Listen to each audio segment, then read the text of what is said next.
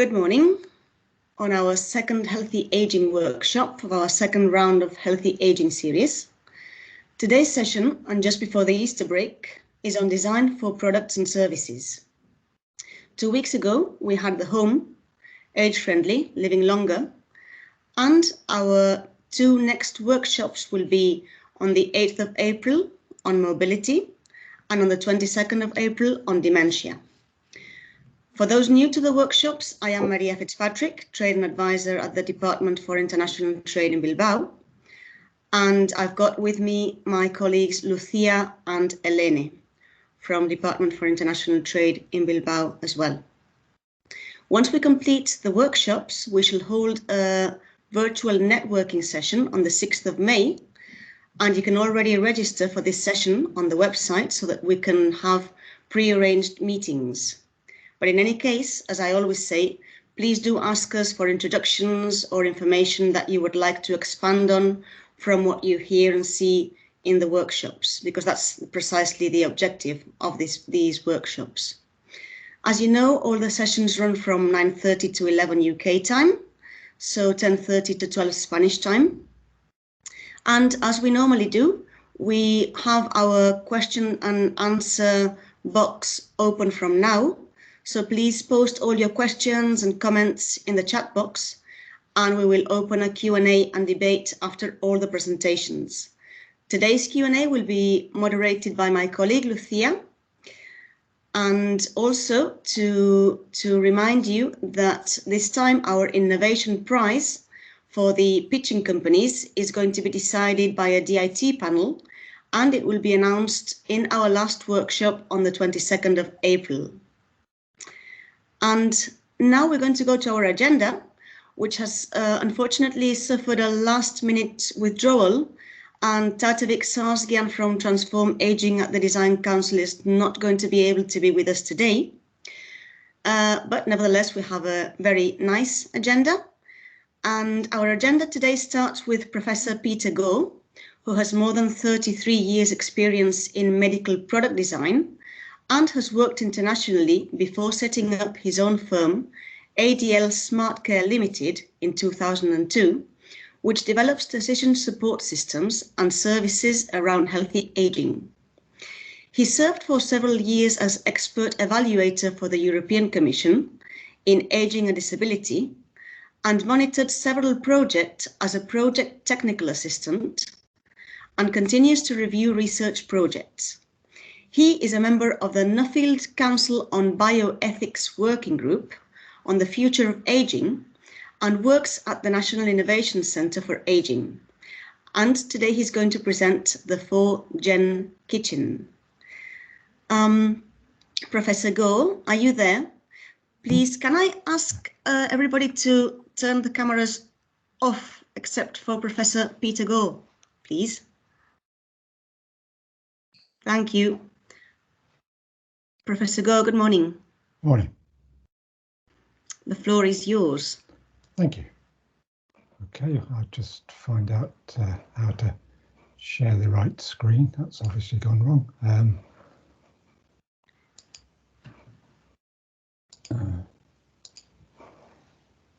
Here we go. No, that's. Something is coming now. Is it? Can you? What can you see? Just. Not yet, but something seems to be. I can see you little in the screen, and something seems to be coming through. Okay, wait a minute.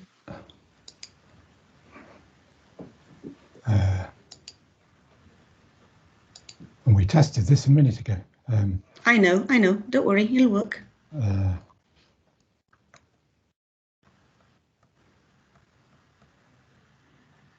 So can you see my screen now? I can't for the moment. It takes a little bit of time always.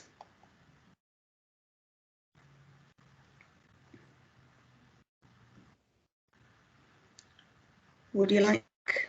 Oh, wait a minute. Let's just try one more time. Okay. So it says I'm presenting the main screen now. Yep. Yes. Good. Okay, finally. So good morning, everybody.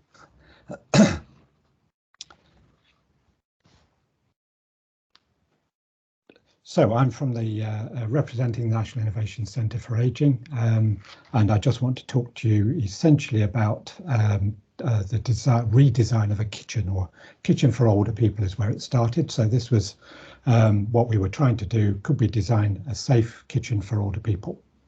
So the first question is, so who is old?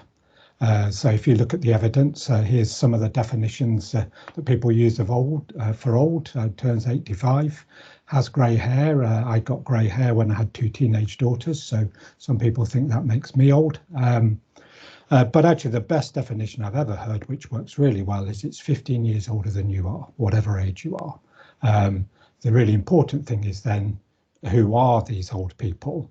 And that they're nowhere, because actually nobody identifies themselves as old. So that makes it really interesting if you're going to try and design for older people when nobody actually identifies themselves as old. But kitchens are dangerous places for older people. So if, about more than 50% of house fires are caused by cooking appliances, and older people certainly have their part in that. But if you start to look around the kitchen and you take pictures of some of what's going on, there's definitely a risk there. There's a risk there. That's precisely what that device is meant to measure. There's a risk there. There's a risk there. There's a risk there. And hardly any of those are anything to do with older people. So the reality is that kitchens are dangerous for all of us. But if we and they're difficult for people to use at all sorts of ages. So if we focused on the shared challenges, not the reasons for those challenges, maybe we would make more progress. So our approach was, first of all, to bring together 3 to 4 generations of people with experience in kitchens, so that instead of focusing on a particular group, say, well, why don't we look at everybody and see what challenges they have and see if we can't make something that works for everybody. We recruited world-leading kitchen designers, so you would know many of the household names that he's designed kitchens for, the like of the late Steve Jobs, Bill and Melinda Gates, and people like that. So he's a very, very good world-class kitchen designer.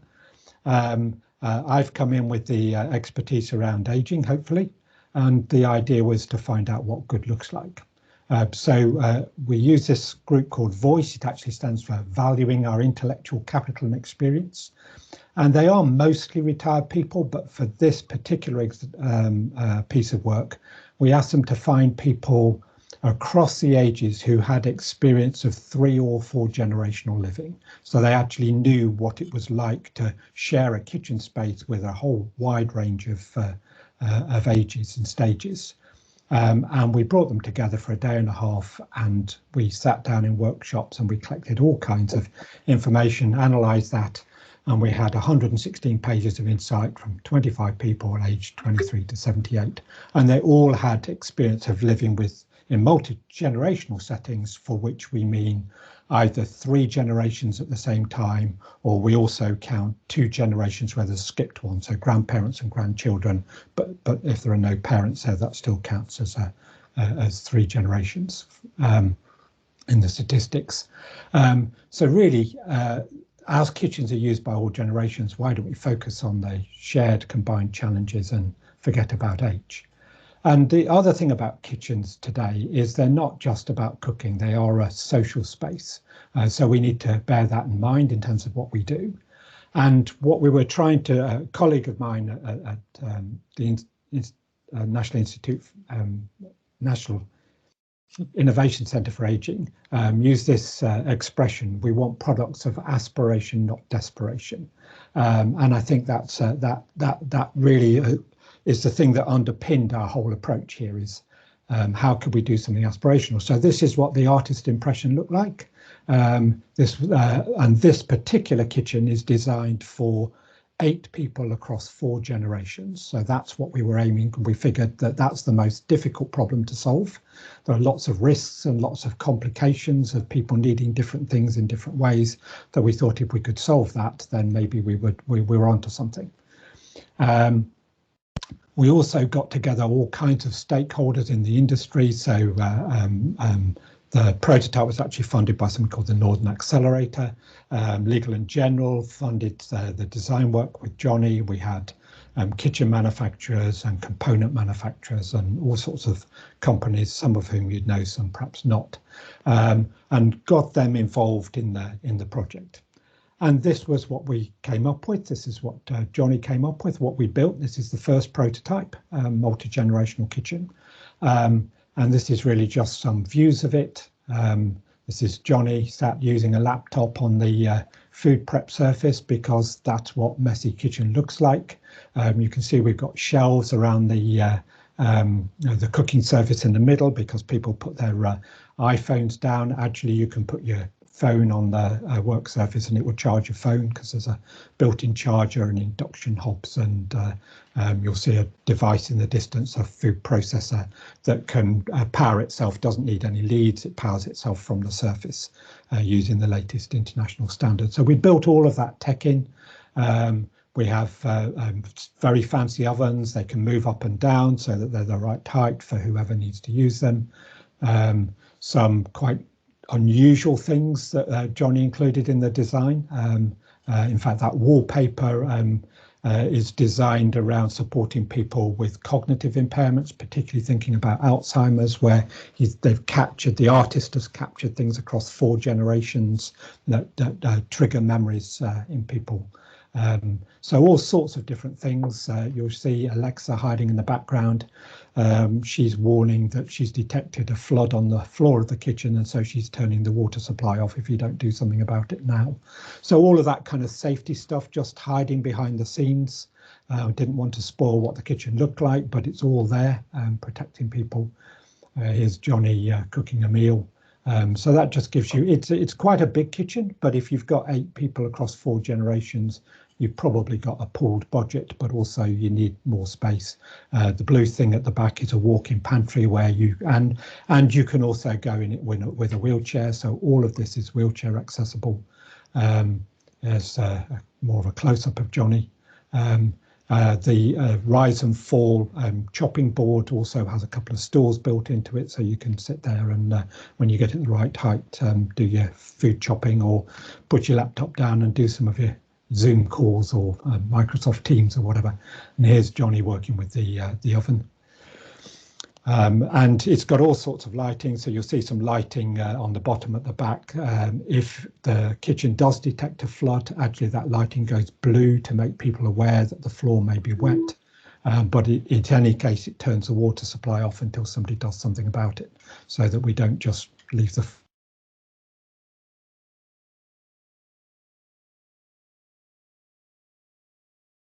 We've not been able to get as many people in as we'd like because of COVID restrictions and all the rest of it.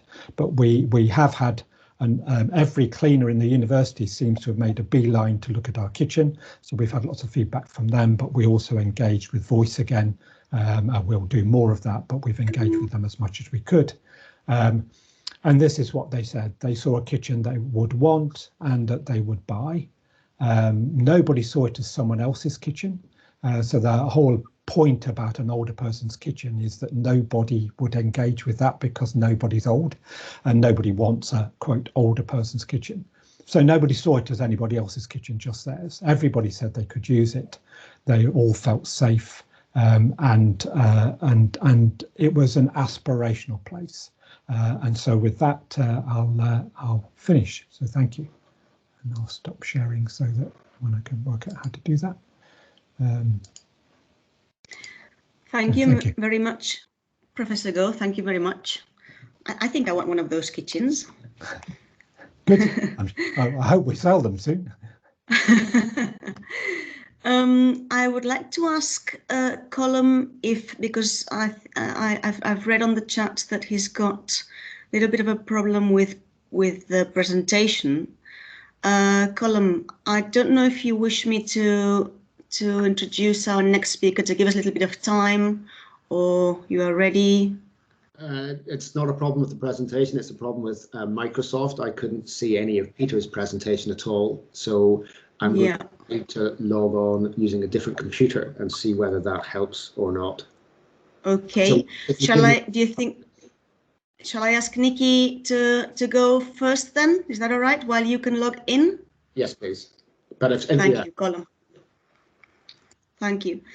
Well, I'm going to ask Nikki Ryan to come in, which I'm going to introduce Nikki. Nikki is Dean of Design at London College of Communication, University of the Arts, London. She has over 20 years experience of teaching, leadership and management in higher education, and her undergraduate, postgraduate and PhD studies were in the history of art and architecture. Nikki provides the senior overarching academic, strategic and operational leadership for the design school across a portfolio of program areas within the fields of design and leads on key strategic areas including research and enterprise, quality enhancement and learning and teaching. She is a trustee on the board of Age UK, Lambeth and Southwark and chairs the London College of Communication Climate Action Group. Nikki believes in the power of art and design to critique and challenge inequalities, to work across boundaries, borders and systems, and to create cultural value through inspiring and inclusive practices. Nikki, thank you so much for stepping in ahead of your times to give us a little bit of time to start with. Okay, and good morning. Good morning. And you have my presentation there, I believe, that is coming up. We do have your presentation and it's coming up. Okay, great. Thank you very much. Thank you. So, good morning, everyone, and thank you to Maria for inviting me to be part of the workshop. So I'm Nikki, and I'm the Dean of Design at London College of Communication. And as Maria said, I'm also a trustee, fundraiser, and volunteer for the charity Age UK. My interest in healthy ageing initially actually arose from my volunteering work as a befriender to older people living in social isolation and appreciation of the reciprocity of the relationships formed. My presentation will cover a brief introduction to UAL, University of the Arts, and the Design School at London College of Communication, which I'll call LCC for brevity. It's going to cover the methodologies we use in our research and examples of projects we've undertaken with older people. So next slide, please. Okay, so UAL is a single university made up of 6 colleges with over 19,000 students from across the globe. And LCC is one of the 6 colleges and has 3 schools, design, media and screen. In the design school, we have 22 courses which cover disciplines of graphic design, communication, interaction design, visual communication, branding, service and design innovation, among others. What we do as educators and researchers is underpinned by a commitment to design as a site of action for positive change and to social and planetary justice. Because of the time limitations, I'm going to focus on ageing projects specifically undertaken at LCC, mainly within my school. Sorry, Nikki, you can go a little bit slow because we have one speaker less, so that's fine. Don't worry, you can go a bit slower. Right. I'll go more slowly. Thank you. Thank you. Because of time limitations, I'm going to focus on ageing projects undertaken at LCC. Although work in this area takes place across all of the colleges at UAL through research hubs and student projects. So next slide, please. I've listed some of the kind of methodologies that we use. In the design school, we work with public, private and third sector organisations using creative expertise and methods to drive tangible benefits for society, economy and the environment. So a lot of the projects that we do aren't about making money, and we do many gratis if we think the benefits to our students and the social impact merits it. We give agency and voice to all stakeholders involved in our projects using methodologies, some of which I've listed, that are qualitative, human-centred, value-centred, system-focused and participatory. Knowledge and as a consequence value is co-produced and all our stakeholders are valued equally. So we're not going in as experts, we're valuing the people we work with to be equally experts in these discussions. And they're experts either for their discipline expertise or their lived experience. Our work involves taking an empathetic approach to users so that they are co-designers in the process of defining, understanding, interpreting needs, problems and insights. And we work closely with stakeholders in ideating, developing prototypes and testing solutions to understand if what we propose is usable, useful and desirable. So we use making as a form of engaging with the world and in conversations around research. Project outputs really vary. They can be from the redesign and implementation of services, so whole service delivery, to recommendations about policy, to redesigning products and communication, and to delivering methods and toolkits. So just setting up kind of the processes and introducing colleagues to the processes by which they can work. Okay, the next slide, please. Some examples of the work we've done. The first kind of projects I was going to talk about, the design, we worked with the Design Council, which is an independent charity and the government's advisor on design. We've worked with them through the Design Academy. That's like a kind of school they set up. And they had a project on transforming aging, which looked at a variety of aspects to do with aging. And so our students worked on that. And we also invited them to collaborate with us in an exhibition that we had and series of events for the London Design Festival. And we used a design sprint to think through a number of issues related to healthy aging, safe and accessible homes, fulfilling work and connected communities. A design sprint is a short design thinking approach used to solve complex problems through co-creation. So again, we're working together as equals, rapid prototyping, making low-tech things to think about the what the end results may be, and then qualitatively testing these with users. Okay, next slide, please. A key partner for us has been Age UK, a charity which provides services and support to people in later life. Age UK is quite interesting because although it's under the one banner of Age UK, it's actually run across local kind of Age UKs, which run independently. There are 130 local Age UKs across the country, which offer a variety of services, so information and advice, well-being, campaigning, and humanitarian work. And so each local Age UK runs independently, and we've worked with a number of different ones.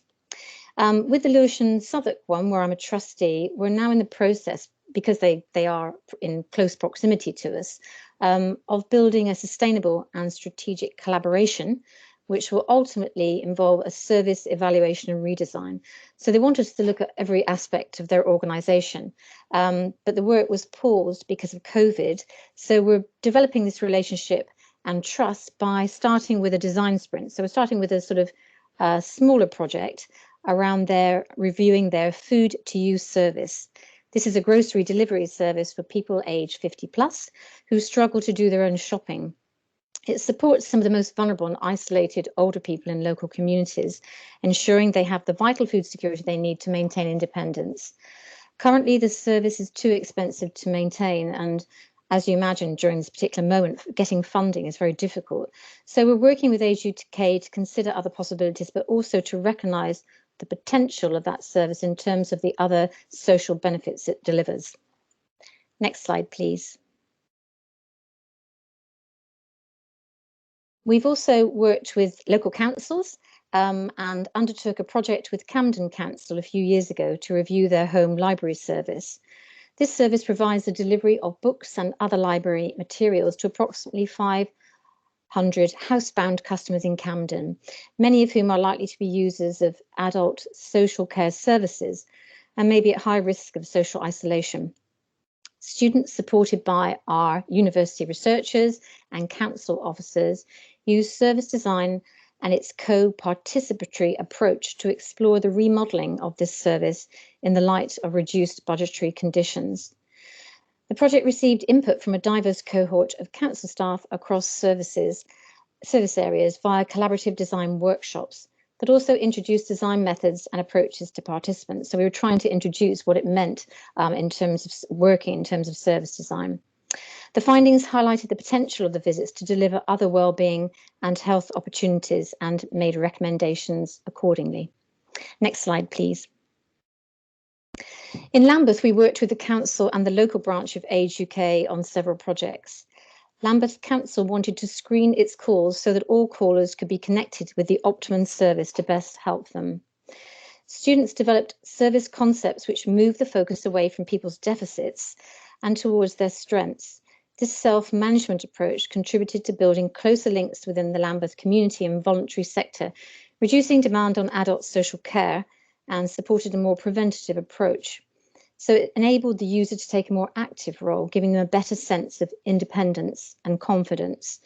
And so what we provided Lambeth Council with was a set of service blueprints, business models and prototypes. The other project that we did with Lambeth, which is a very recent and ongoing project, is around resilient ageing, with a particular focus on employment for the over 55 age group. In this borough, there's a lot of people on zero contracts and manual labourers who end work at a fairly young age and find it very difficult to get work later on in life. The aim was to identify the challenges associated with ageing and getting a job when one's older, and to develop opportunities for interventions that offered new approaches using an asset-based approach. This helps stakeholders to prevent problems, increase well-being, and build population and system resilience. Much of the work in Lambeth and in a lot of the boroughs actually is siloed, with various different service providers rarely connecting with each other. So understanding the landscape from our students' point of view meant gathering insights from a wide range of stakeholders, including potential customers and clients, and developing a resilience-focused agenda to help everyone concerned find synergies and ways of working together in joint action. Next slide, please. Other projects we have worked on include gardening projects with local communities. Our students converted an unused external area of our LCC Elephant and Castle site into a garden, working with local garden suppliers. Local people were invited to work in and enjoy the garden with sessions on how to grow their own window boxes. Another project with a focus on gardening and entrepreneurship, which has just started and we're doing now, is Watch It Grow, a pilot programme to support the well-being of local communities by growing and gifting plants. Students and long-term residents of South London grow seeds into plants at home while keeping in touch on social media and at local community gardens. Once the plants are big enough, one is kept and another is given to a new member of the Watch It Grow community. Staff and students have partnered with local groups and a medical practice to pilot the programme as part of their social prescribing offer to support well-being and stronger local communities. The first pilot is involving residents of a local care home and students for nearby halls of residence. Next slide, please. Another example is where students from the BA Interaction Design Arts worked with local residents to draw on their memories of place and space. This was done through film and mapping and by the recreation of former sites of socialisation. For example, a pop-up barber shop was recreated to provide a place for conversation and to trigger a sharing of memories about the local area and the characters who inhabited it. These memories were filmed and photographed as part of a record of a place undergoing huge changes to the urban environment. The Elephant and Castle, where London College of Communication is located, a lot of it has been knocked down and rebuilt, and a lot of the older people there really mourn the sites where they used to meet. Next slide, please. In the final example, speculative design approaches were used to imagine possible, probable, and preferable futures in order to raise awareness, expose assumptions, spark debate, and provoke action. The top one is an example of a project that staff worked on with the Government Policy Lab to consider the likely impact of an ageing population on society. The workshops were centred around the themes of what work, services, transport and mobility might look like in 2040. Bespoke visual artefacts were used to anchor discussion and debate and to explore the implications of emerging technologies, systems and societies. And the other project here is one from the MA User Experience Design students, where they created a scenario where they were in dialogue with their future selves to imagine preferable futures, how they'd like the future to be. And then they backcast from there to establish how these visions could be achieved. And that's the kind of methodology we work on a number of projects. So next slide, please. So to conclude, this has been a short summary of a selection of UAL projects, but I hope my brief overview has given a sense of the potential of what art and design can do in working towards healthy ageing. Thank you. Thank you, Nikki. I loved every one of those initiatives, and hopefully we can work with them or extrapolate or collaborate with the Basque Country in some of them. I'm looking forward to that. Colm, are you ready now? Have you managed to get another device? Spare computer. So let's see if this works. Okay. I will attempt to share from my computer. I'm going to introduce you while you do that. Okay. So Colm is director at the Design Age Institute within the Royal College of Art. Colm is a senior design leader with a significant track record of developing inclusive products and services in the private, public and charitable sectors. He has been head of design at a range of organisations, including the Ministry of Justice, Sainsbury's Homebase and the NHS National Patient Safety Agency, where he delivered a multi-partner programme to advance the patient safety agenda for the NHS. He has worked closely throughout his career with marginalised user groups, including those with age-related physical and mental frailty. His experience includes running the design firms Crabtree Hall and Caldermore, as well as his own consultancy and founding the independent safeguarding service CIC. Colm also spent 15 years helping the Design Council to develop and deliver its flagship design intervention programme, Designing Demand. He holds an MBA in Design Management from the University of Westminster and originally trained as a product designer at Chelsea School of Art. So, Colm. Yes, if you could bring up my presentation, I think that's the only way we're going to get this to work. Okay, don't worry. Elena, could you please share Colm's presentation? Thank you. Great. So I don't need to introduce myself, clearly. Next slide, please. So a little bit about the Royal College of Art, for those who don't know it. We have a 180-year history in the art and design field. And we are regularly voted the #1 art and design university in the world by QS University Ratings. And more importantly, we have 30 years worth of inclusive design expertise. So we know a little bit about this field, we hope. Next slide, please. The Design Age Institute itself is a new partnership funded by Research England. It comprises of us, which is the Helen Hammond Centre of Design at the Royal College of Art, the Oxford Institute of Population Ageing at Oxford University, the National Innovation Centre for Ageing at Newcastle, the International Longevity Centre, and the Design Museum in London. Next slide, please. And that's us.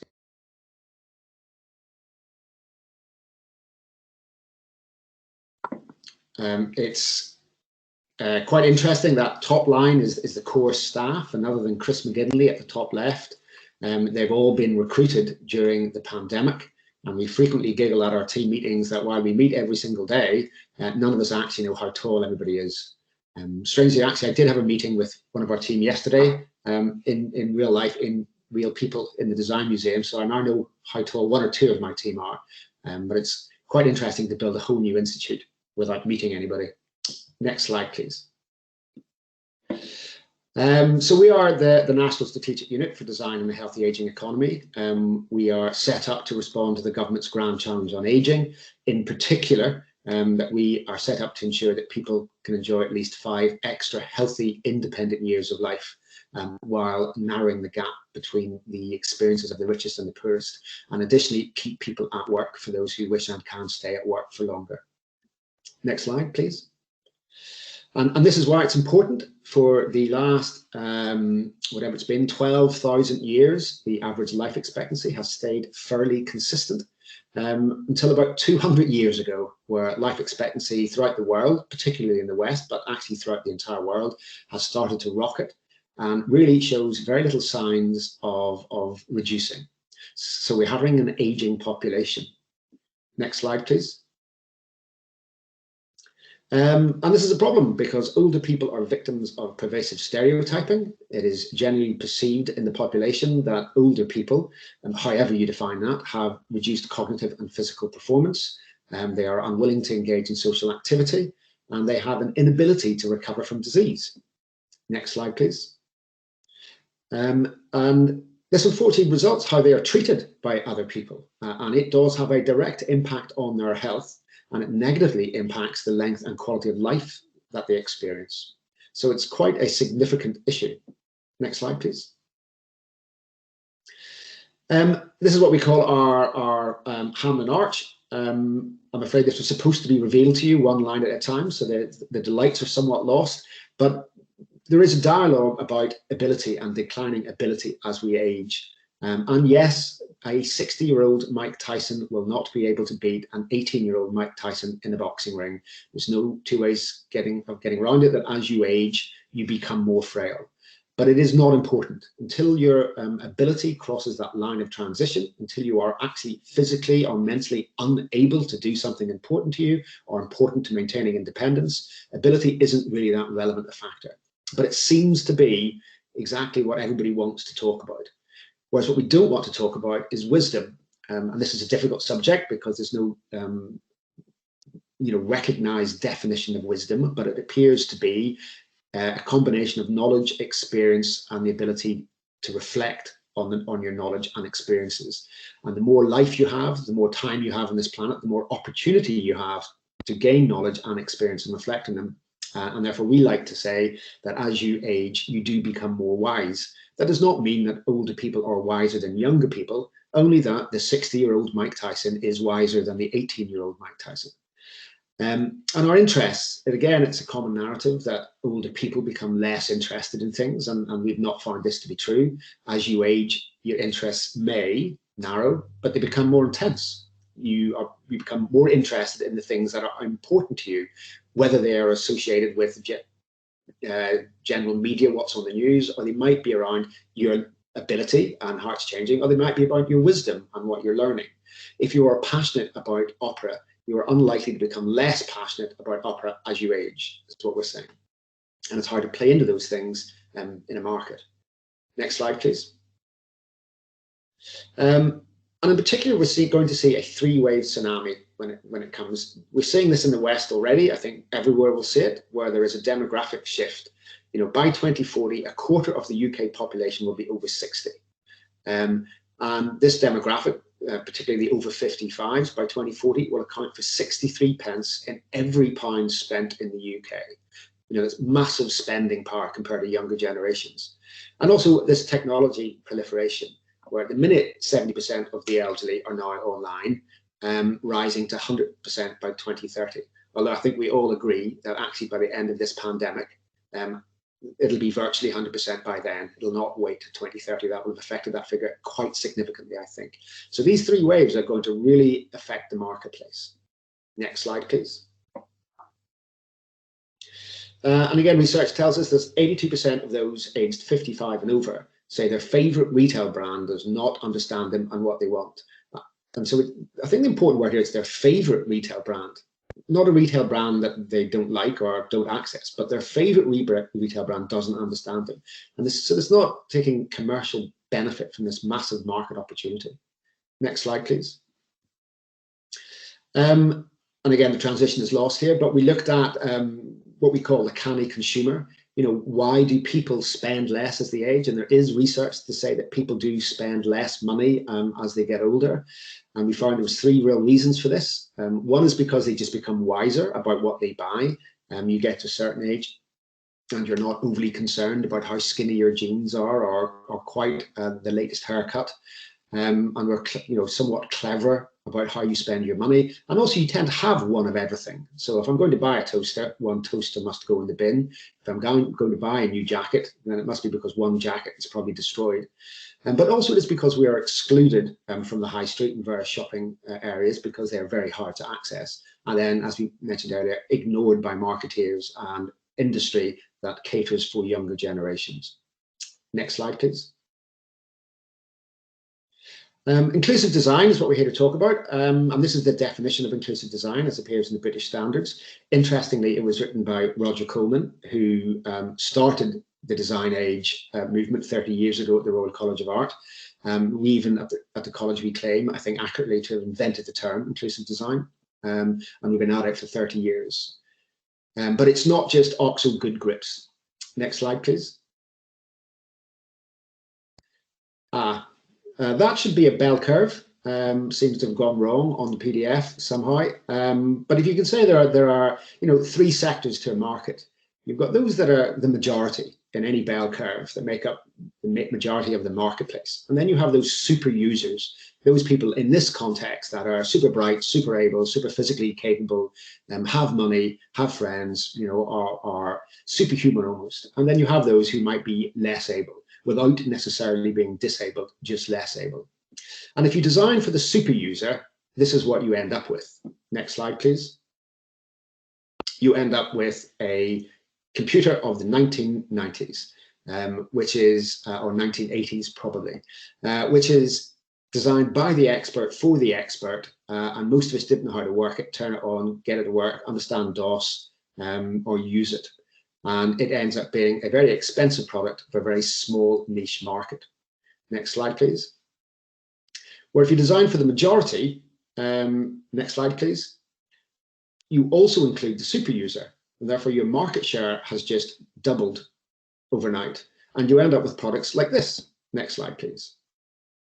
So this is the laptop that most people will recognize from a decade ago. It's a nice system. It's using Windows. It's accessible. And it transformed the industry. And it transformed the market segment where everybody could, nearly everybody, could own and use a computer through Windows because it was comprehensible and affordable by most.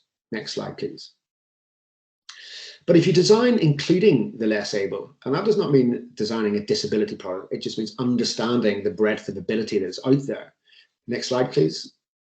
You include the majority and the super user in your product or service. And just from a pure commercial perspective, it triples the size of the market just designing for the super user.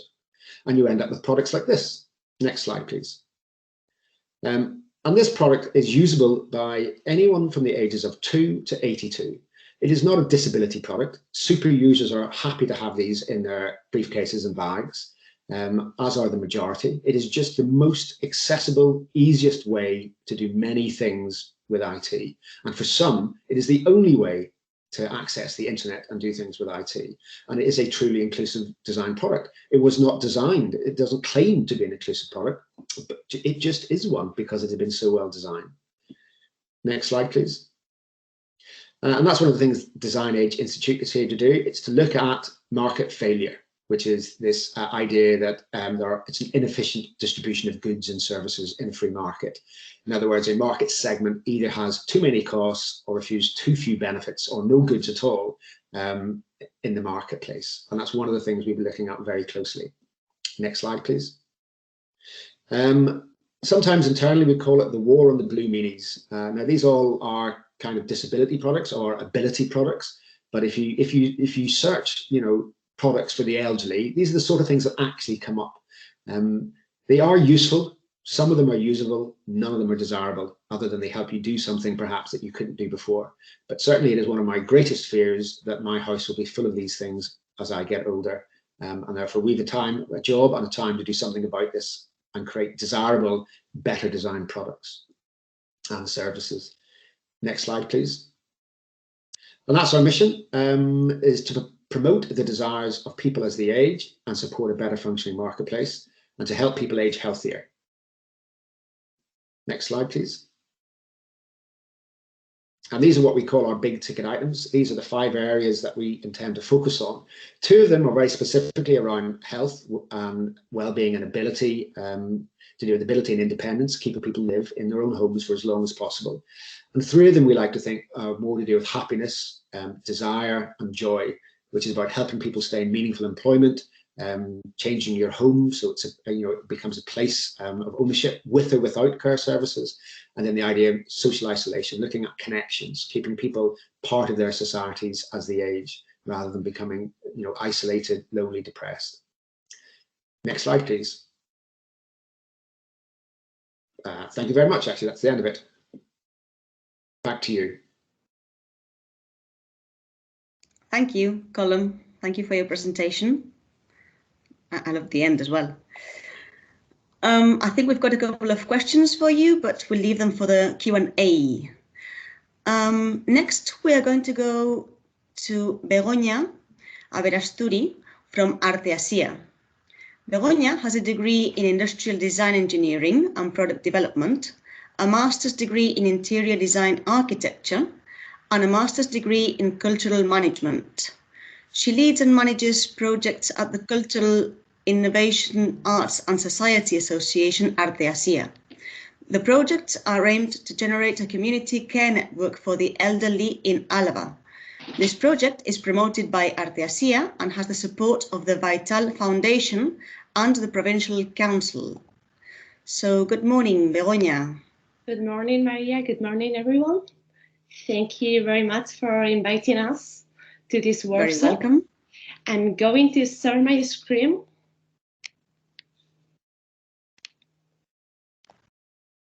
Okay, just a second.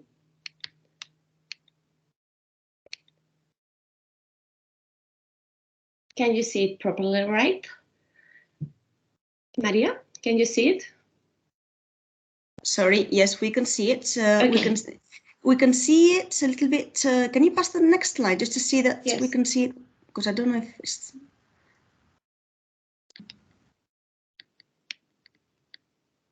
Oh, give me a second. Okay. Can you see it now? That's much better. Yeah. Yeah. Thank you. Yeah.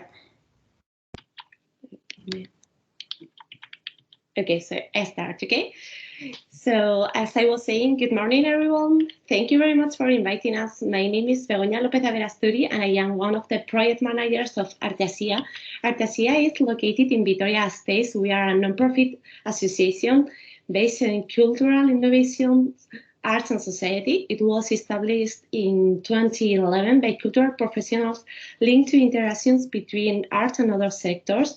Our methodology is based on intersectoral hybridization, and we generally carry out projects that work in the field of the social issues and the challenges of citizenship.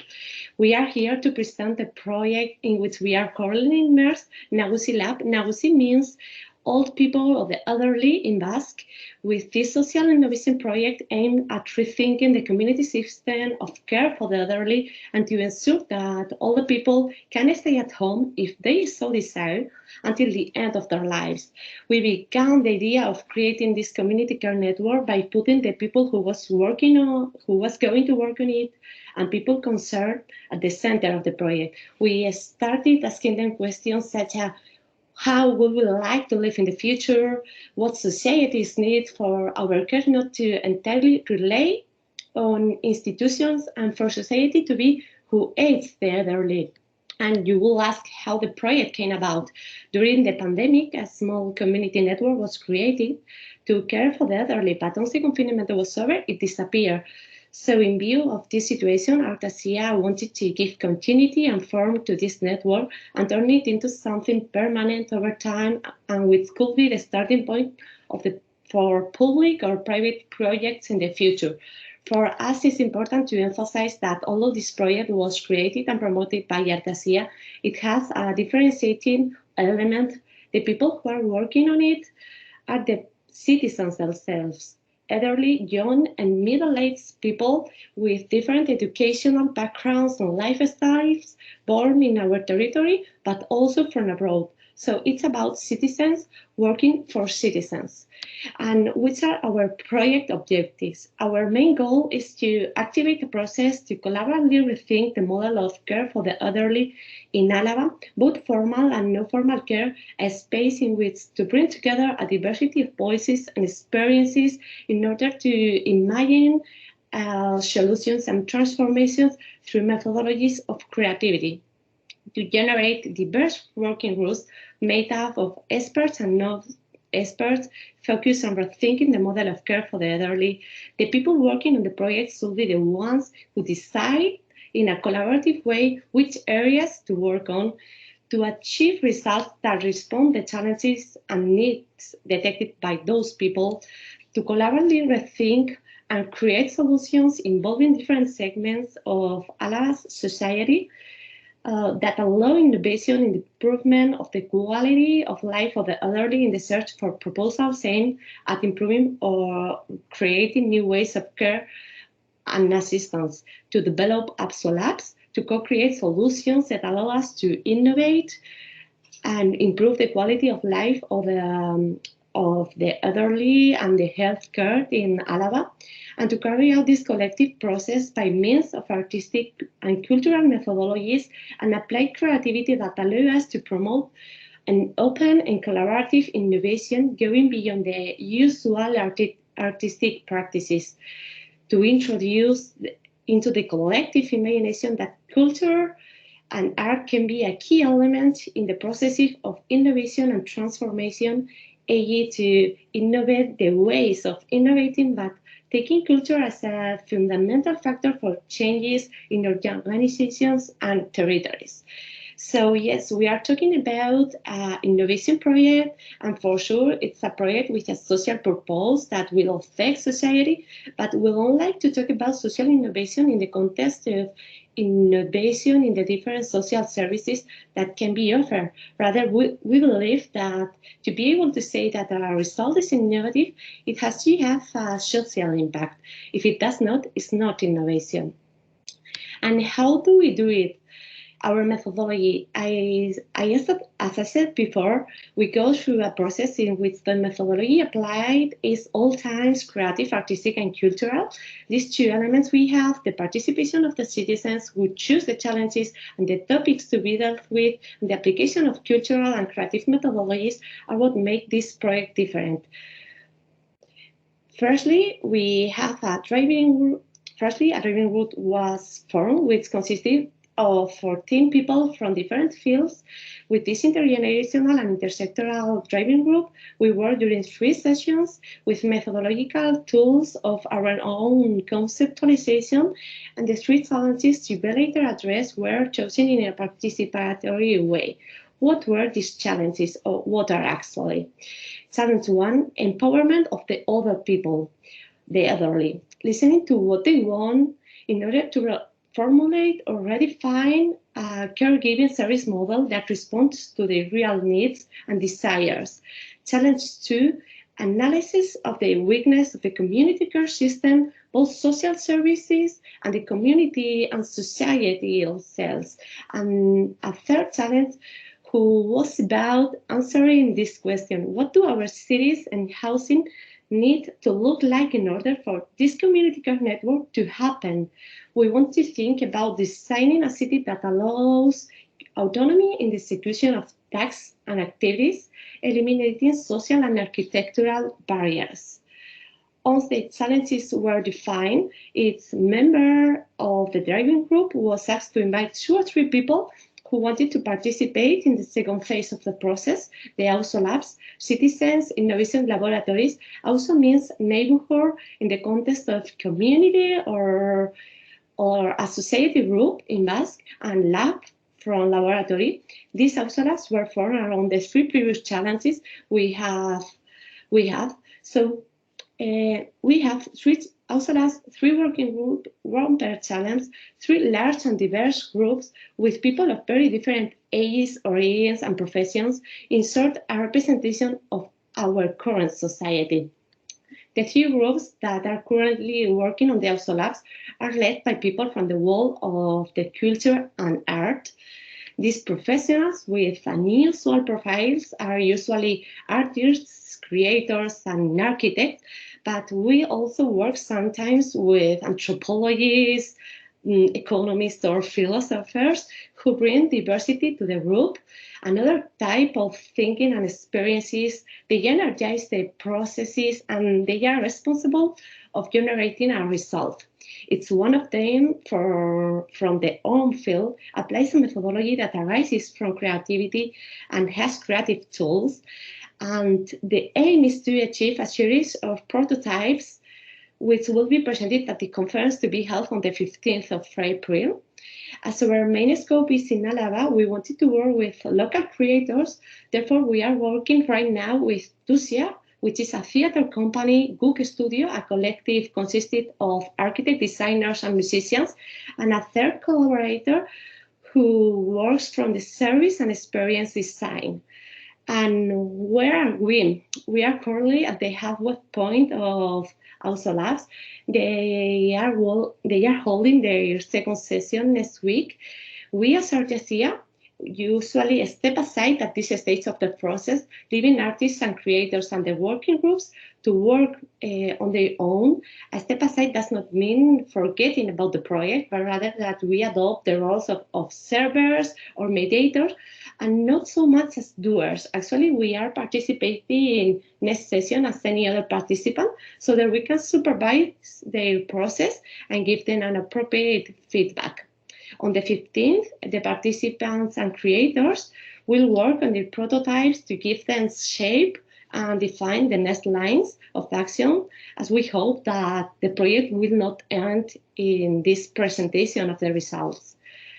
And that was all I wanted to tell you about, so thank you very much. And if you have any further questions, I will be happy to answer them later in the Q&A. Thank you. Thank you very much, Begoña. I can see some natural collaborations coming through, as I said in the chat. And now we are going to go to Claire Burt. And Claire Burt is board member and marketing director at Manga Health, a UK-based medical device company selling to global healthcare markets. The organization manufactures and sells innovative inflatable lifting cushions designed to safely lift someone who has fallen. In the UK, every NHS emergency ambulance carries a Manga lifting cushion after the ambulance service recognized that lifting cushions reduced musculoskeletal injuries in the healthcare working performing the lift. And Claire, good morning. Good morning, Maria. Sorry, can I ask the rest of the people who I can see on the screen to put their cameras off? Thank you so much. Claire, sorry about that. Thank you. Thank you. Good morning, and the floor is yours. Thank you, Maria, and thank you for inviting us to this webinar, and thank you to the other speakers, all of whom I found really interesting to listen to. So I'm going to be talking to you about falling over today, and just telling you a little bit about why we're so interested in how people fall over, why people fall over, and some solutions around that. I think anybody who works with the elderly or in an ageing market will know that there's a lot of studies and a lot of work that has gone into falls prevention. How can we future-proof our homes around falls? And I'm just going to talk to you a little bit about that. So next slide, please. So this is the size of the problem. Today in Spain, 7,000 elderly people will fall. So if you look at UK statistics, you can see that 50% of anyone aged over 85 will fall. Half of people aged over A third of people over 65 will fall at least once a year, and that increases to half of people over 80. Now, I also found a Spanish study that reported that 28.4% of annual falls happen in the elderly, with 9.9% having multiple falls. We also know that statistically, that although these falls are happening very regularly, more than 50% are actually people who are uninjured and just aren't able to pick themselves back up again. But what happens then is once people start falling over, they begin to have a fear of falling, and that means they become less active. And as they become less active, they lose muscle tone and actually are more likely to fall again, hence that 9.9% multiple falls figure. Next slide, please. So Manga Health have been looking at ways of supporting people who fall for 40 years now, so this is not new work to us. We were established a long time ago, and 2021 is our 40th anniversary. And as Maria said in the introduction, our equipment is all about finding ways to lift people who fall in a dignified way, so they are happy to remain active because they know that they can be lifted in a safe way, but also protect those people who are performing the lift. Also importantly, we talk about medical devices. We talk about our lifting cushions here, which are called Camel and Elk, as lifting devices, but we also like to think of them as assistive accessories. So when they're in someone's home, as other speakers have alluded to, nobody particularly wants to have institutionalized style equipment hanging around their homes if they don't need to. So we look at how can we look at our equipment as being more like an accessory in the home for when somebody falls over, rather than something that's sitting in someone's lounge or bedroom in readiness to be used. The musculoskeletal injury part is really important as well. Just in the US alone, $20 billion annually is spent on sickness costs associated with injuries picked up through moving or lifting somebody. So it's an important part of, I think, society in every country that we go to that talks about how can we protect these workers so they don't have to leave the profession, and we're not spending a lot of money on finding replacements and temporary staff. So our work is very much based around finding equipment that can help lift people safely, as I've said, but we also know that the people who are performing the lift can sometimes be quite scared about lifting someone who's fallen over.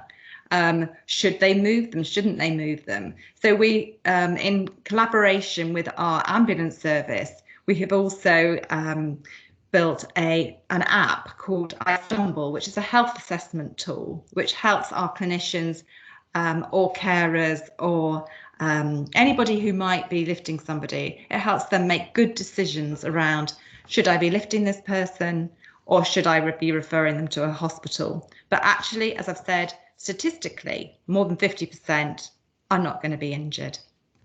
So if I can move to the next slide, please. So I thought it would be quite useful just to show you how this product works. So this is just one of our products called the Camel. As I said, they are inflatable products, and when they are first used, they are completely flat and completely deflated. The person who has fallen usually just doesn't have the strength to make the arm movement. I can't demonstrate it on here, but have to make the arm movement to push yourself up that most people are able to do. And they just need some help moving from a prone position on the floor to sitting up and getting onto a chair. So the inflatable device starts off flat.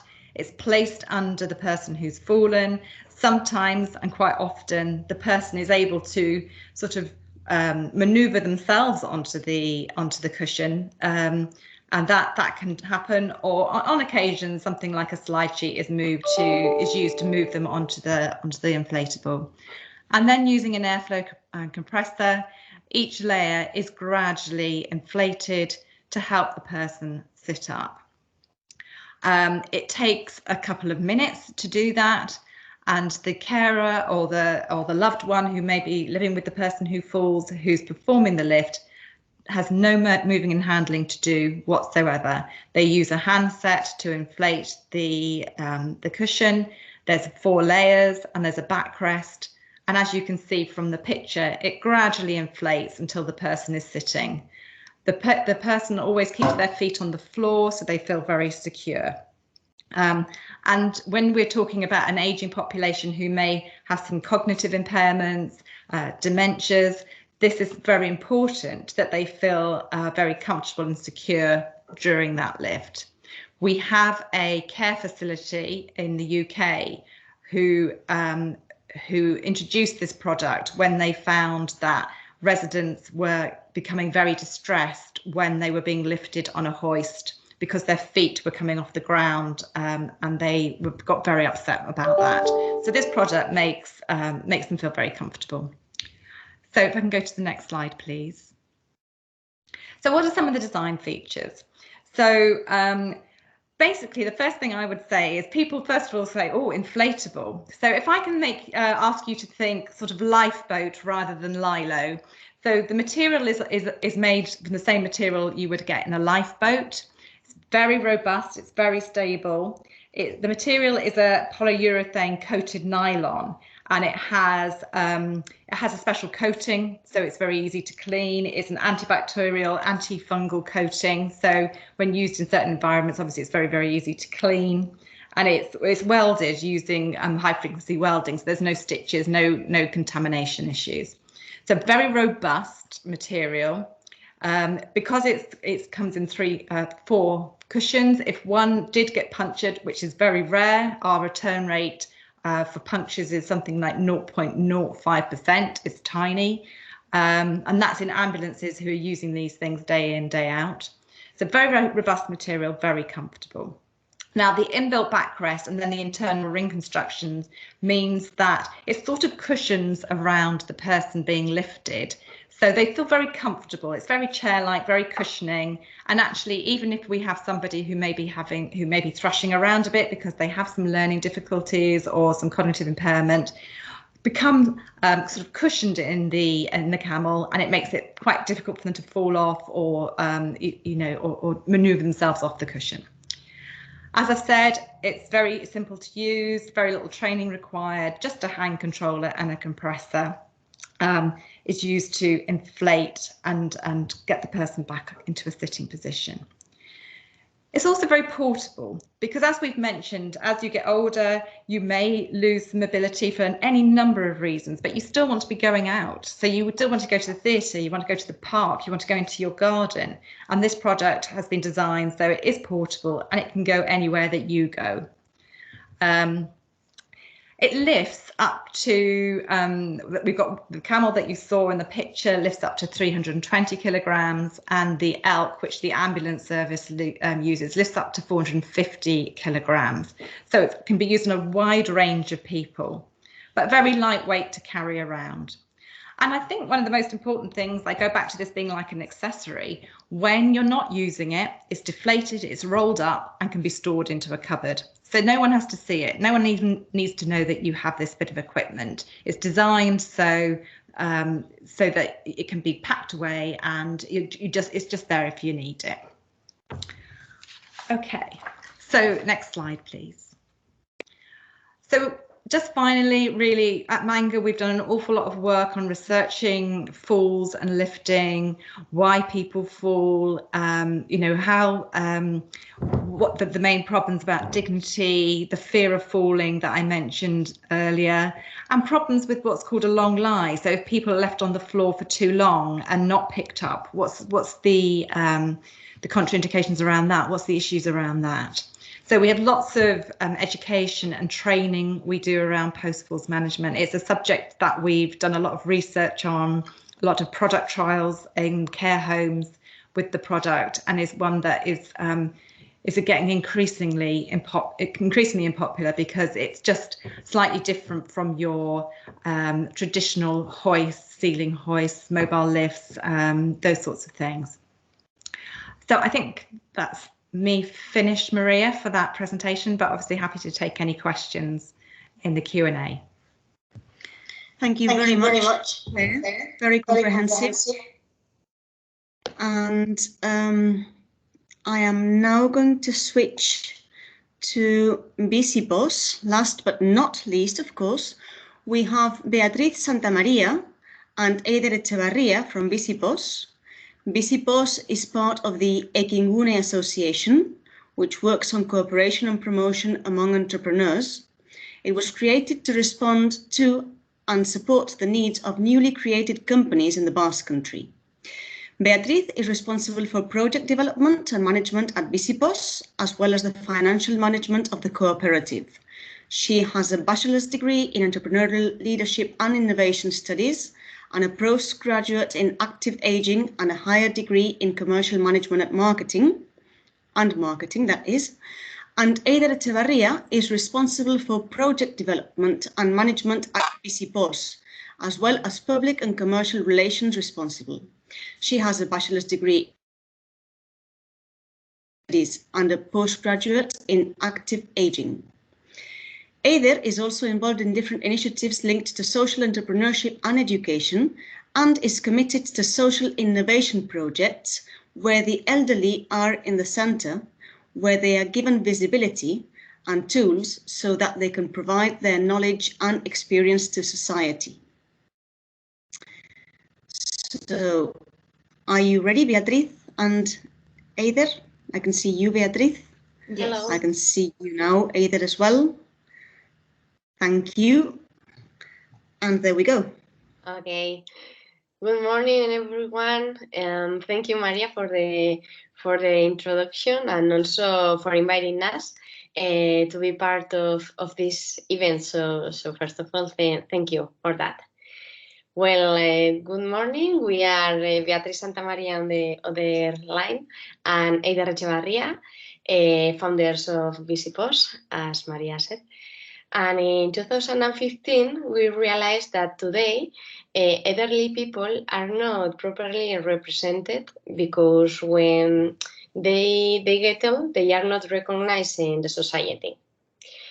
This happens normally because of when they retired after working their whole lives, they are not seen as productive or as productive as they were seen before. So in many cases, these people, they feel sad, alone, and also isolated, no? So in this case, due to this, we try to help them by making them realize that they still have talent and the age is not important at all. So that is our aim in Visipos. So can you pass to the next slide, please? Thank you. So today we would like to show you how we decide to create this social project called Visipos after being graduated of our university degree. During our studies, we developed different social projects working with seniors. And then we realized that that was what we wanted to do in our life. So now our purpose today, or the aim of this short presentation, is to show you how we create different services, all of them focused in the silver economy, and how we adapt all of those services to the reality of the Basque Country, no, the Basque reality. Exactly to the needs we saw in 2015, and we still see that they are in our surroundings. So next slide, please. Thank you. In 2017, we created Visipos, that in Basque means to live happy. It's a cooperative company that empowers seniors. We wish that with our contribution can help elderly people be part of our society, but in an active way. When we were finishing our university degree, we wanted to develop a social project where we could help seniors with active workshops to keep feeling happy, active, and also prepare to live healthier and longer.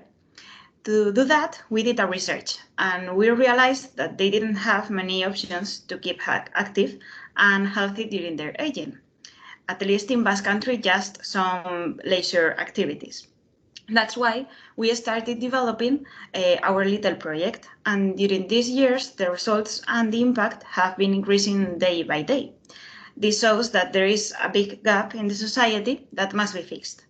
And to explain you better our experience and what we do, we will show you a video that explains more in detail what we do. So please, if you can put the video.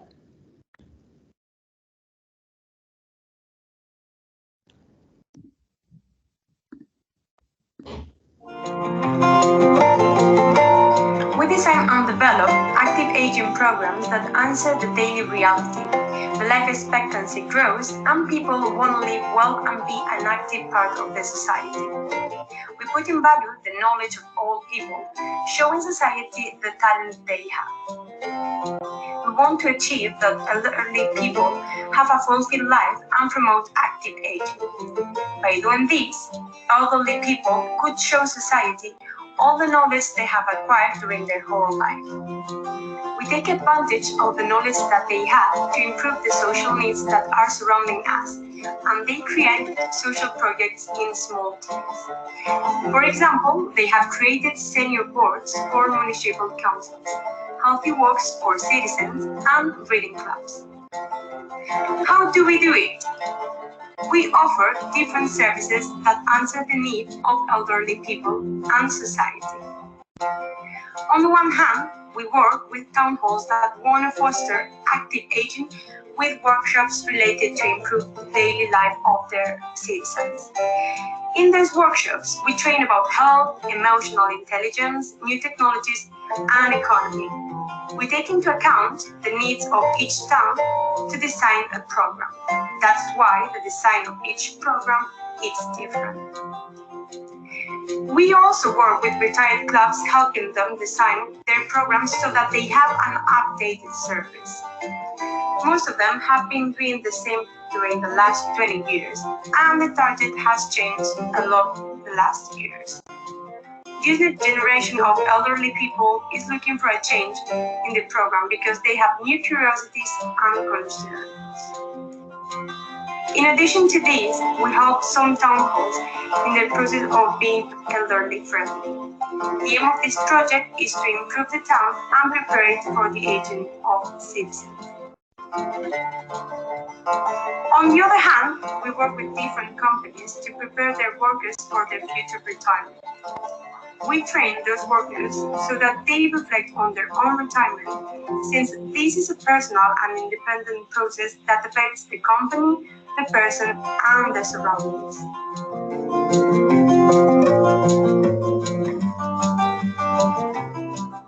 So far, we have impacted more than 900 people, and we would love to continue on this journey. Would you like to be part of this movement?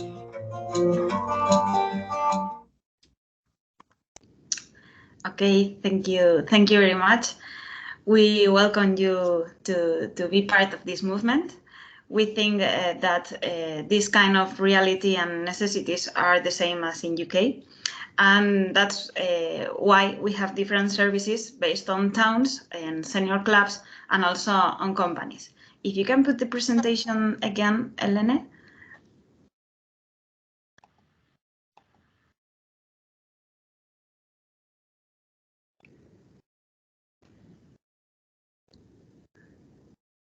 Next slide, please.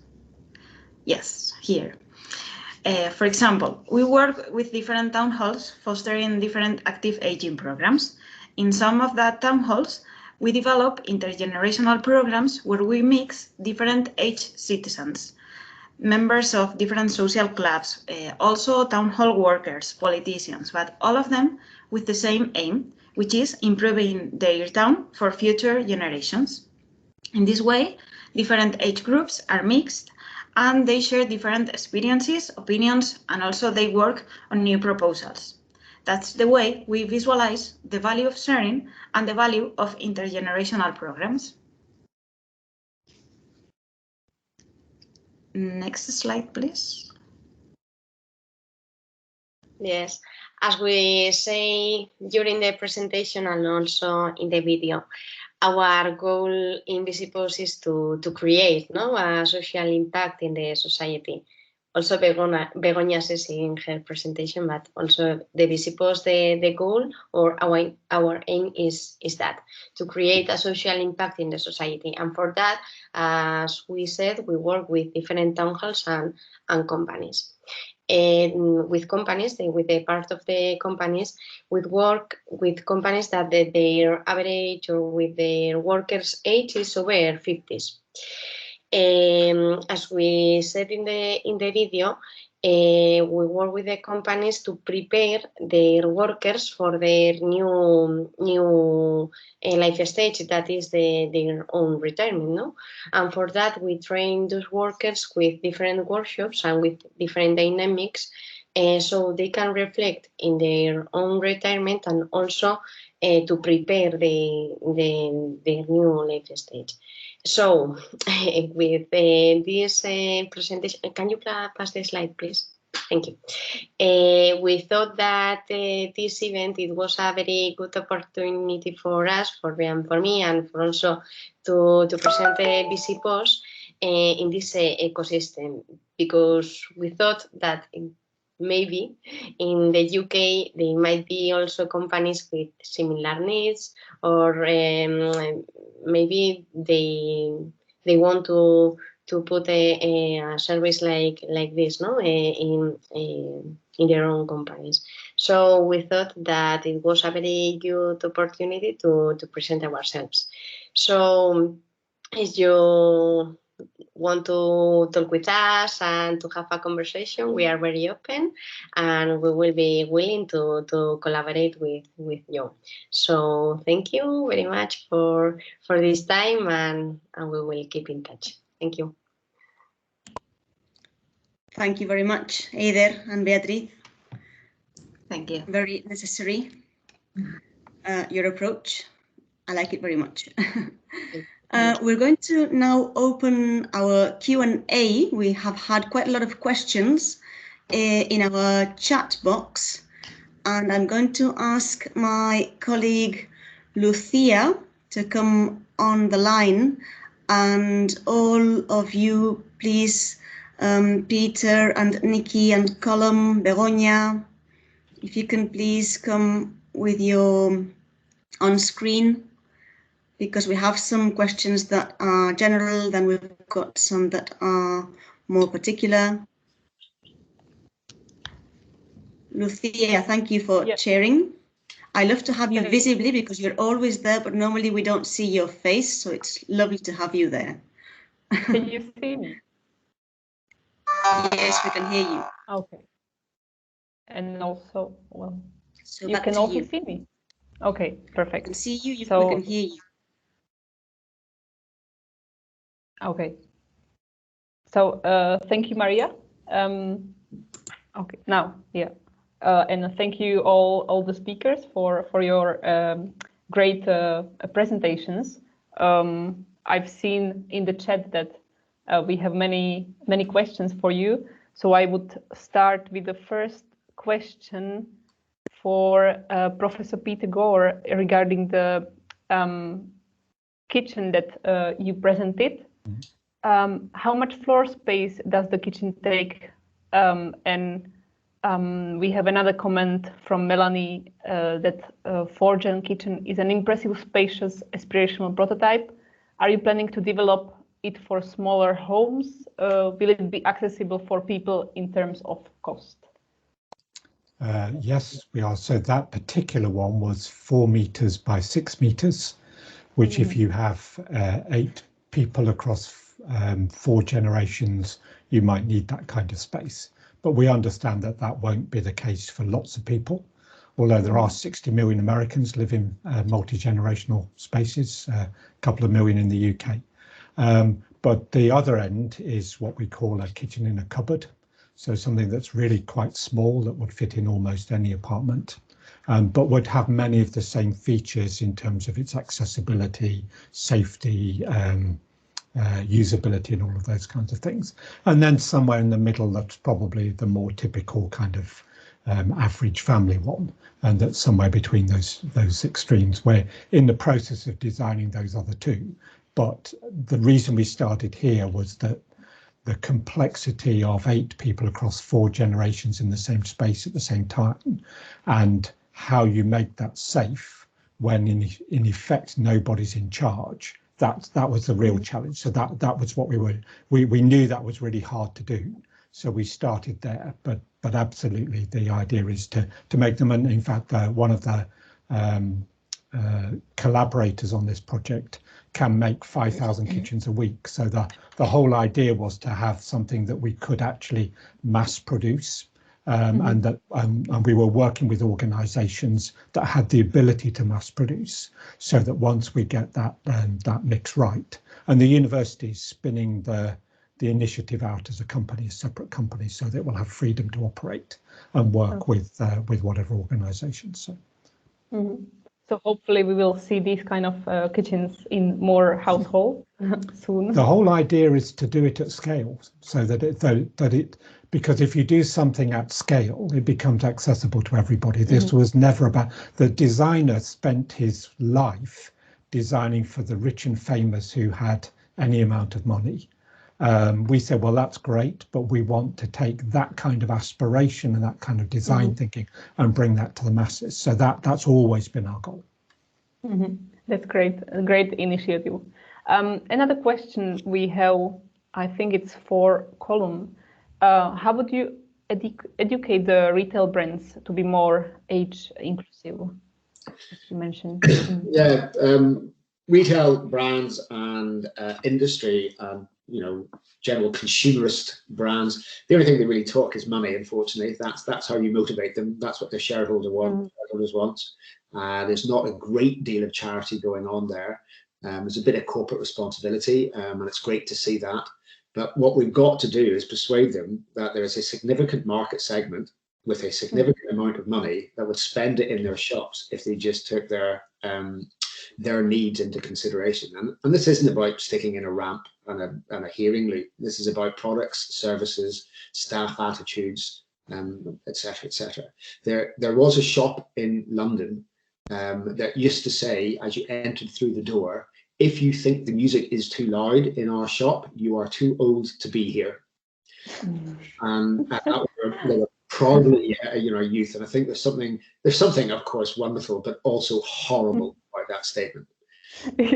Well, I can imagine. Do you think in this case, pandemic has somehow changed the situation, or it has made it much worse and much better? Depending on who you are, obviously.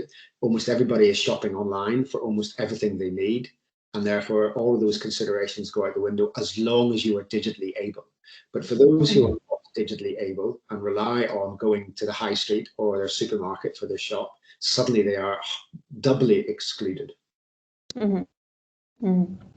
I think another question might be also for you, but also if somebody else wants to jump in, just feel free. So another question is, can design for products and services help older people tackle loneliness? I'm happy to answer that. I think that was directed when I was giving my talk, and the answer is absolutely yes. It's important to remember that loneliness is not something that happens to older people. It happens to us all at times in our life. Whether you move for your first job or a new job, you go to a new college or university, you move house, you end up splitting with your partner. There's 100 reasons why you might go through periods of loneliness. And if you ask yourself all the things that you do, as in you go to your local bar or restaurant, you join a club, you join some evening courses, you go out with work colleagues, you do things to overcome that and meet people. That is exactly the same for people who are older. But those services aren't that accessible.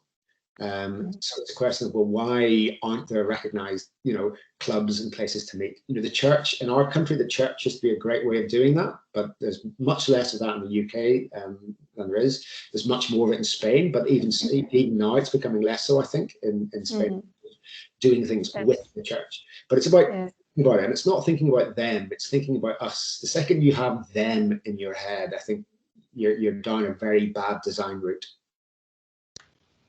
Yeah. And can I say something? Yeah. So I was just thinking, it's also about, I think, about utilising the services that are already available and maximising the potential of those. And when I was talking about what we're doing with the local charity Age UK, in terms of food deliveries, that kind of thing, it's really services that are already happening, but thinking about them in a different way and the social potential that they offer. So it's not just about delivering food.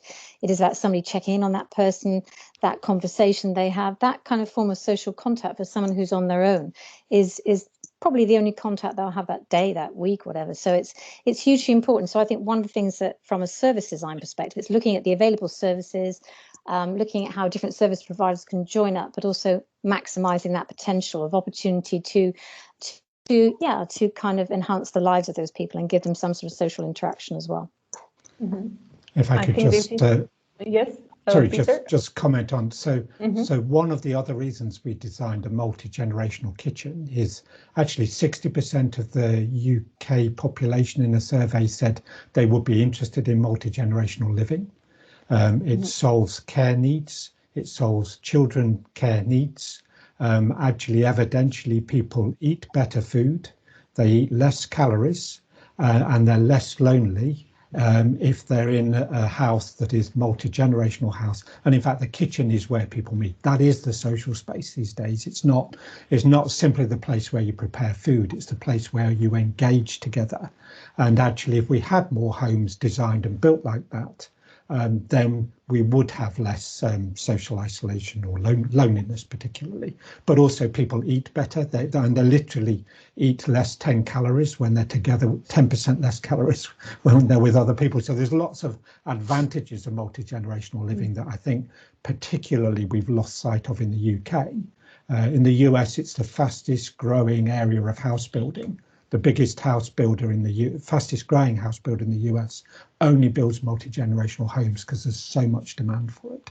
So I think there are other ways to come at this. I mean, we need to do all of those things that other people have described, but actually living together where you've got your own space, but also communal space is actually a good thing. Mm-hmm. Well, this might be, thank you, Peter, and all who commented on this. This might be connected to the next question, which was for Artehasia. Is government and businesses also involved in your project? If so, what is their role?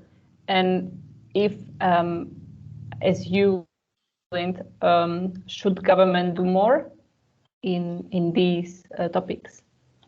Okay, so this project was presented or submitted to a line of support held by a private foundation, Vital Fundación in Vitoria-Gasteiz in Álava. And this support line was, or the aim of it was of helping to the creation and promotion of new projects in our territory. Once this proposal was chosen by them, we wanted to involve all the territory. So we contacted the Álava's Provincial Council, and we explained what we wanted to do and why. And unfortunately, this project was in the line of another project of them, so they decided to take part. And they decided to support us. Actually, in the driving group, we had many members of that they have institutional responsibilities in the caregiving, in the field of the caregiving, and many doctors. So the provincial council is involved. Not the government. In Euskadi, we have the autonomical government of the Basque Country, and then we have provincial councils. So in our territory, we have the support of the council, but not a bigger one, the government. Mm-hmm. And we have also the support of the foundation, but not from other, companies or private companies. Mm-hmm. Not for the moment. The last Monday we have we make it public, the project. So we had some calls from different people, and they told us they told us that they wanted to participate on it because they thought it was a really necessary project in Álava, because there is not a good network or a good model care system. So we are happy for the moment with the support we have, but for sure we would like to have more support, and any support is welcome. Yeah, I agree that this is the issue that is in many places. Does anybody else has any comments on the maybe government involvement or? Well, I can say from our perspective here in the UK, the Design Age Institute is, indirectly funded by the government. That's who set us up. So, yeah, they've got a very keen interest in this agenda, partly because of the aging population. If the level of care goes up by 10 or 20%, it's going to be quite a burden for the UK taxpayer. So it's in our interest to do something about it. But maybe what they do or don't realise that we'll be putting pressure back on them to change policy to accommodate some of the things we'll be recommending, more likely than not, particularly to do with house building and consumerism. Yeah, thank you, Colm. Anybody else? So there is another initiative going on in the UK from the government. So it's funded. I can't say who they are because it's embargoed for political reasons before some elections and all that kind of stuff. But some big companies involved, brought in, given substantial funds to do things at scale across big parts of the UK. So there's a project that we're involved with that will reach about 10 different areas of the UK, and the company that's involved, the lead company, is a household name. Again, I can't say who they are, but they've caught the vision for, do you know what, healthy aging is a responsibility of us all, and we have a duty to take part in that and encourage that. So they got involved, and they're putting in some of their own money, but the government has put in £6 million of public money as well to get it going. But these are meant to be indefinite projects. So the whole idea is to give them some money, get them to a critical mass, but then in 3 years' time, they kind of disconnect them from the government, if you like, and say, OK, you need to sail on your own now. And there were 130 applicants, and 6 have got through and convinced the government that they can be sustainable, scalable projects. So I think that's an exciting initiative. We'll see what it achieves, but it's early days. Yeah, actually, great. Yes, actually, when we contact the Álava's provincial council, they told us, "Oh yes, we have a similar project in our mind," and it was like, "And what are you waiting for? It is necessary to do it now. A lot of people is asking for it, and you say that you have it in your mind." And it was like, "Okay, so let's do it." And they took this project as a starting point for their project, but we would like to. As I said in the presentation, we don't like to this project end with our results. We want to be the starting point for new projects. So that's our aim, our goal, our desire. I don't know, whatever. That's great for that there are so many initiatives connected to these topics. I think we don't have any more questions. We just have very positive comments in the chat, and I think we also run out of time. Is it right, Maria? So I let you close this session. Yeah, thank you so much. Thank you so much, Lucia, for chairing. And I've really enjoyed the session from the very beginning, seeing how Peter and Colin were speaking and enthusiastic, and throughout all your presentations. Thank you. Thank you, Peter. Thank you, Colin, Nikki, and Begoña, and Claire, Beatriz, Eider. Thank you to all of you. I think we've had a very nice workshop. Please use us for introductions. Please, this doesn't finish here. We are here to make collaborations possible, so please do so. And remember that we've got the session on the 6th of May to provide a full networking session, virtual, but so be it, and register for that, please, and tell us who you want to meet. And remember, we've got an appointment on the 8th of April on mobility, and on the 22nd of April on dementia. And I wish you all a great Easter. Thank you. Thank you. Thank you, Maria and all. Bye. Thank you. Bye. Thank you. Bye. Thank you. Bye-bye.